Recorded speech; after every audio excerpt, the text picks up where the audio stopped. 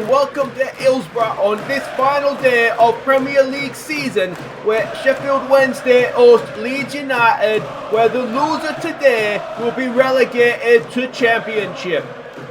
Hi guys, I'm Aussie Bill and welcome to Season 2, Episode 11 here at Sheffield Wednesday as we try and win the Champions League with the club for the first time. But today it is all about Premier League survival. It is the final game of the season. We are hosting Leeds United. We just need to avoid defeat and we are safe.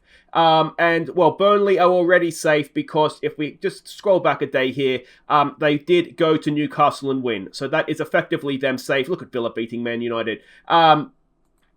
So yeah, they're effectively safe. It just comes down to us. It's us versus us versus Leeds United. Winner stays up, loser goes down. A draw would keep us up as well. And, well, let's see what we can do here. Now, of course, we also have our end of season awards and goal of the season competition coming up today. So a lot to look around, to stick around for, I should say. Yeah. Let's hope we're staying up here and we can celebrate that at the end of season awards. We're expecting a 4-2-3-1 formation from them.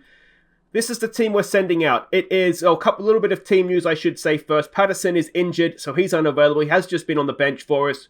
Ronaldo Orange, you may remember he got injured last episode. He is not fit for this one either. And Will Smith is back. We're not going to bother with him on the bench or in the starting lineup because he's not match sharp, as you can see. So he'll watch this one. It is Marcondes coming onto the bench for us as the striking option. Also injured is Shankland. Now he could probably play, but he hasn't played well for a long time, so we're not going to bother with him.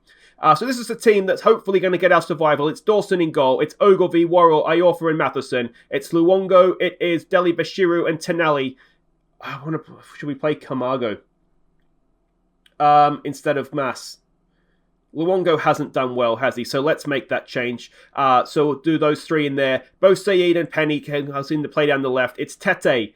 He goes up top. His goals they've all but saved us. We just need one more game to get us across the line, and we are so close now we can just about taste it. Okay, so here we go. We can see the two lineups. They have some very, very good players in that team, don't they? Almeida, who, of course, was someone that was suggested to me, I think, on the Discord, and I was looking at signing him, but he'd already gone to Leeds, unfortunately, at that point. All right, pundits have been showing us a little bit of love. Let's pay them back for that. Let's pump our fists. Let's say that we believe in you, boys. You can go out there and make the difference. Oh, come on. And here we go. Hillsborough absolutely jumping. Can you imagine what this game would be like in real life? Sky Sports would absolutely love it. And, here we go. We just need to avoid defeat. It sounds so easy, doesn't it? We did beat them at Ellen Road earlier on this season. Liverpool's taking the lead against Burnley. Of course, that doesn't really matter because if Leeds beat us, then we'll be going down. Unless Burnley get absolutely mullered, which I don't think they have. Now, Almeida's picked up an injury. This half is ticking by. What we ideally would like is to go in front so that we can't have that last-minute goal come and break our hearts and send us down. But as the first half goes, well, it certainly went, didn't it? Of all the first halves this season, that was definitely one of them. We have been second best, but Leeds have to win. They would know they have to win, don't they? Everyone's looking motivated. I'm wondering... we can show with the win here. Let's give the fans something to cheer about. Or do we say we're not pleased with that? I almost think we've got to say we're not pleased with it. Yeah, we know you're capable, boys. I have faith in you, but that wasn't quite good enough. Is there anything tactically we want to change? I don't think we need to attack. Because, we don't need to win. We don't want to give them any unnecessary opportunities. Defensively, they didn't really create too much. So we just get back out there. We give them some encouragement. And we just pray to our respective gods. Are we going to have the old no-highlight game? If it means survival, then I think we might just about take it. Who's not playing well? The game is just ticking past, isn't it? I don't want to take anybody off because we're not doing too badly. Do we look to attack in wide areas. Both Saeed and Penny, neither of them are playing well. I wonder if that might be a route to goal for us. I really don't want this going 0-0 right to the end, because that is going to absolutely shred my nerves. Deli Bashiru's looking tired. Let's get fresh legs on in Hannibal. Ogilvy is frustrated. He's just frustrated at me, though, so maybe that's not the worst thing. Oh, we've got a highlight. Iorfa's there. He can't get possession. It goes in. Tenali. Oh. Hands up if you thought that was going in the back of the net. Everybody's looking motivated. Carmo's looking nervous. We're getting towards the end. Alright, Carmo, if you're nervous, we'll take you off. We'll get Mas Luongo on. Who else is nervous out there? Tenali's tired. Tenali's actually had a decent game. Which is shocking, isn't it? Alright. Oh, there's a minute to go. We're going to get our hearts broken, aren't we? Let's slow it all down. It's been the most boring of boring games. Oh, it's not done yet. Oh, no. Klitsch. Oh. It hit the post. The 94th minute, and they hit the post, and we've stayed in the league. Oh, that was stressful. I'm sorry, it was a horrible game of football. They've hit the post in the 94th minute. XG suggests we were much better second half. We stayed in the league, guys. That is, I just need a minute. That is absolutely amazing. What do I want to say? I don't even care. We'll just go with that. So there we go. Sheffield Wednesday avoid relegation on the final day. We've got 9.65 million in the bank. I honestly feel like I need a lay down. I fully expected one of those chance at the end to go in. We've got money to be paid out. That's fine because we've stayed in the mother effing league.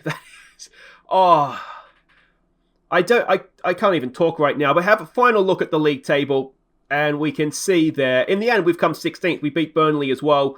Only 7 wins all year, which is second, third worst in the league. But what we did is we didn't lose too often. I mean, look at Brighton, had the same amounts of defeats as us, and they were up there in 10th. If we can turn some of these draws into victories for next season, then we should go a long way towards having a less stressful season. But the important thing is that we have somehow managed with this squad to stay in the Premier League. And that is absolutely incredible. There's everybody's stats for the season. If you want to have a bit of a longer look, give that a pause. But guys, wait right there. Well, let's celebrate now. It's end of season awards. We'll see you back for those right after this. Ladies and gentlemen, it's the Sheffield Wednesday end of season awards. Oh, thank you, everybody. Thank you. Thank you so much. Well, there we go. Everybody take a deep breath. Everybody breathe. We've done it. We have avoided relegation, and we will be in the Premier League for a second season next season, which is absolutely amazing. We defied the odds. I think we all got a few extra grey hairs, but, we've done it. And the people to thank for that are the players. They worked tirelessly, even though things were going horribly wrong for most of the season. So congratulations, boys. You'll be Premier League players again next season. Well done. Well done, everybody.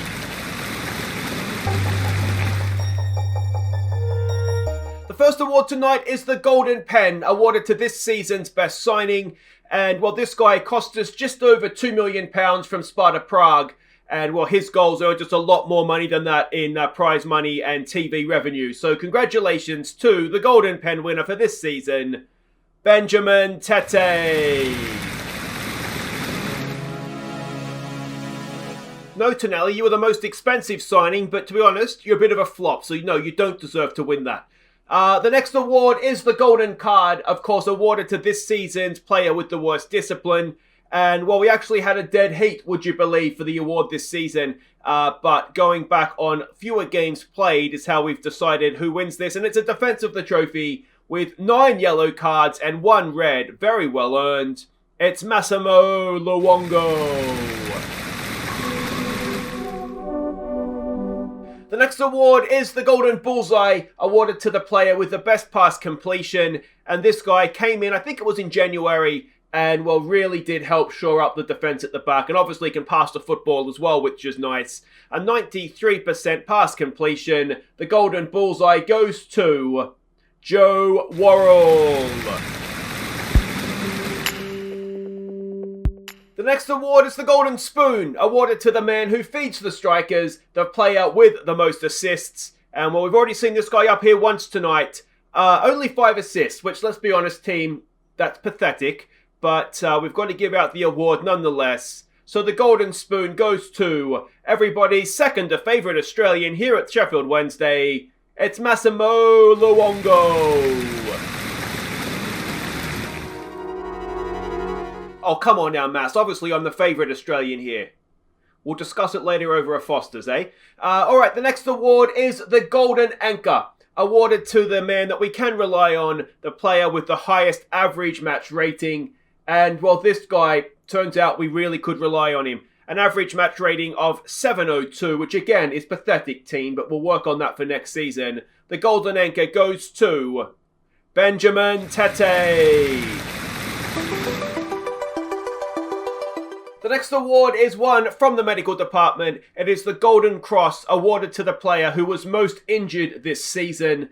And, well, this guy started the season in the first 11, and obviously his injury ruled him out of the run-in, and maybe it turned out to be a good thing. We'll never know. We'll never know, will we? But with 25% of the season missed, the Golden Cross goes to goalkeeper Joe Wildsmith. The next award is the Golden Soother, awarded to the baby of the team, this season's best young player. And I've got to say, I have a problem with 24-year-olds winning this award, but that's what's going to happen this season.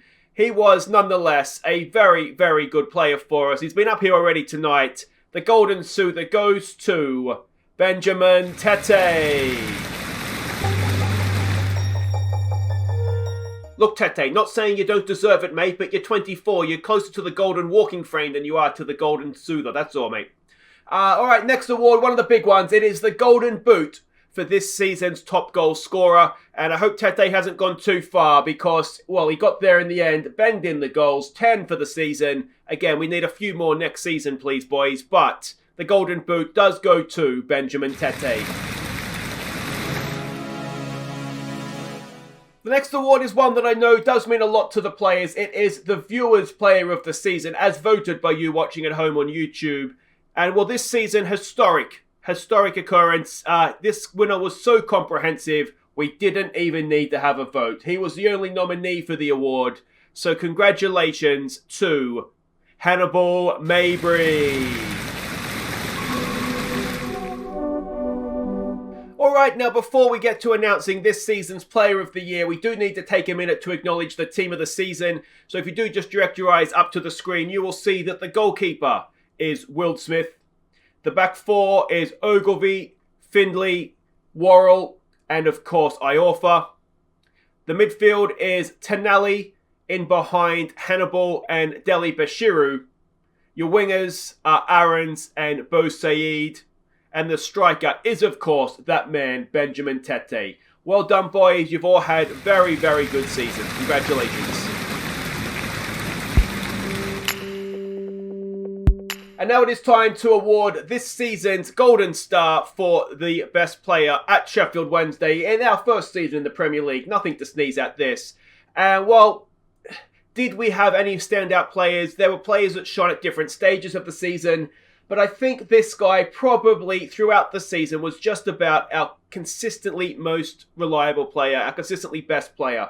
So, without any further ado, the Golden Star goes to Hannibal Mabry.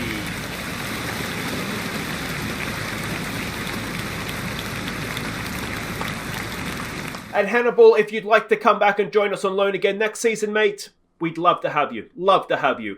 But that does it for this evening. Congratulations to Hannibal and the rest of the winners. It's been a stressful season. Ultimately, in our own kind of way, a successful season. And, well, it's going to be a very busy summer as we build for a second season in the Premier League, and hopefully one that will see us pushing up this table and having a lot more comfortable time of things. But that's all for this evening. Thank you for everybody in the auditorium. Thank you for you watching at home. And I look forward to seeing you all again next season in the Premier League back at Hillsborough. Enjoy your evening, everybody. Thank you. So there we go, end of season awards done for the season, and well, let's have a quick look and see how we did here. Signing up the season was Benjamin Tete. I think it's difficult to disagree with it. I mean, he certainly cleaned up a little bit at those awards, didn't he? I didn't expect him to be the signing of the season. I fully expected it to be, what's his face? Where is he? The Italian disappointment that is that is Tonali. I thought he'd be signing of the season, and he wasn't terrible, but he certainly wasn't as good as I would have hoped. Carmo was, I think, will prove to be a good signing if he's not always injured. But ultimately, Tete was the signing of the year. We did a lot. We did too many signings, didn't we? And we will definitely have an interesting summer as we try and clean up some of that mess that we had this season. In terms of the season, well, obviously a B- in the league. We avoided relegation on the final day, and that is fantastic, to be honest. It really, really is. Other competitions, FA Cup, well, we kind of did our best to get knocked out of that as soon as possible. And Carabao Cup, we did something similar, though we ended up going all the way to the semi-finals in the end, didn't we? So we just couldn't lose in that competition for some reason. That was actually quite good. But there we go. So that's competitions. Moments to remember. The 3-0 league win against Manchester City that honestly, I think, probably saved our season because we didn't look like winning a game until then. It all came together for us at once. We got a massive win and we never really looked back from that moment. Much to remember, early season we got a win away to Newcastle, and that game also featured our goal of the season as given by the game, which was Mas Luongo's stunning volley, and that of course we'll come back to in just a second. The finances, as you would imagine, well, this season was quite good for the finances. Sponsorship was up at just over double. Hopefully we'll continue to get more of that now as we stay in the Premier League. Broadcast revenue, well, obviously a massive, massive increase on last season. Corporate hospitality was roughly the same. Competition prize money, a big increase there as well, 10 million for that. And match day and commercial revenue, slightly up, but roughly the same. Merchandise sales, just over 2 million. We sold just over 19,000 shirts. Tete is the number one man, as you would expect. Tonali, Shankland, who got off to a good start, would have got all the shirt sales after his debut goal and then kind of faded. Mas Luongo, he was okay, wasn't he? And of course, Bo Said, I think with Tete, is probably responsible for saving our season. So well done to those guys. Team of the season, no real complaints here, I don't think. Will Smith in goal was there for the majority of the season. Dawson did a good job when he came in, so it could be either of them really. Ogilvie at left back. I mean, no one really excelled there, so it's difficult to say he didn't deserve it. Finley, Worrell and Iorfa is probably fair enough, though maybe Finley out, everybody move over one, and Matheson in the end at right back probably just about was our best team. Tonali, Hannibal and Deli Bashiru I think is maybe fair enough as the midfield trio. Bo Said and Aarons is fair enough. Tete up top, you can't disagree with that. Only man, look at that, to average over 7. In the end, as I said, he was brilliant for us. The accolades, the accolades. Fans Player of the Year was Hannibal. Of course, he was Viewers Player of the Year as well, thanks to him being the only player nominated. Young Player for Benjamin Tete, 24. I always feel like that's maybe taking the piss a little bit. He was also the signing of the season. We'll come back to goal of the season in a second. Now, this is, of course, in the league. Benjamin Tete, because he had 10 goals overall. Penny, most assists with 4. Of course, overall, it was Mas Luongo who got a 5th assist outside of league play. Most Man of the Match awards, not an award we give out, but Deli Bashiru got there with 2. Benjamin Tete averaged 7, and that was enough for him. Record breakers, Tonali, well, it says it's Tonali. Mas Luongo played less games with the same discipline record, so therefore he got the golden card. And highest transfer fee paid, Tonali, it's a club record, and hopefully he proves that again next season when he will be a little bit better for us. In terms of the best overall 11, this is what the game has given us. We can see there Will Smith, Palmer, Van Aken, Borna, and Penny.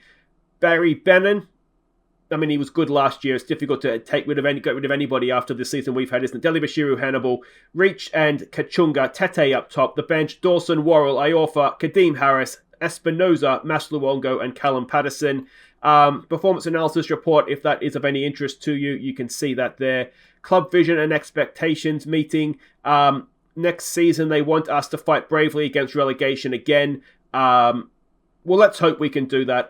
I would like to be a little bit more ambitious than that next season, but see if we can push up into mid-table maybe. Team leaders, Reach will hopefully be leaving. Masluongo might be leaving as well. Will Smith could be leaving as well.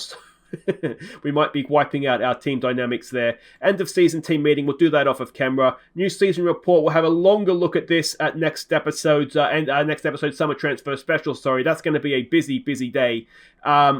We can see there the injury report as well. Of course, Will Smith's torn ligaments earned him the Golden Cross, though I feel like Camargo could, he could give him a real shake for his money next season if he's here for a full year. Squad break, end of season, where do we want to go? USA, that sounds good. We'll go stateside. And there we go. That is that. Now, before we come back to goal of the season, a quick look at the squad for this year. Tonali played the most games. I mean, we would have liked to have seen more from him. Iorfa was good as well, as was both Saeed Worrell, and you can see who played all the games there.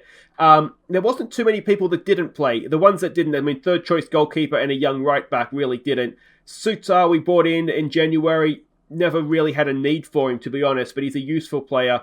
And we can see there some players that will be leaving at the end of the season. Your whole height, I do want to keep high potential. Taylor, well, he's coming whether we want him to or not at this point. Nartley was, I mean, these guys are okay. Darnell Fisher will hopefully be leaving.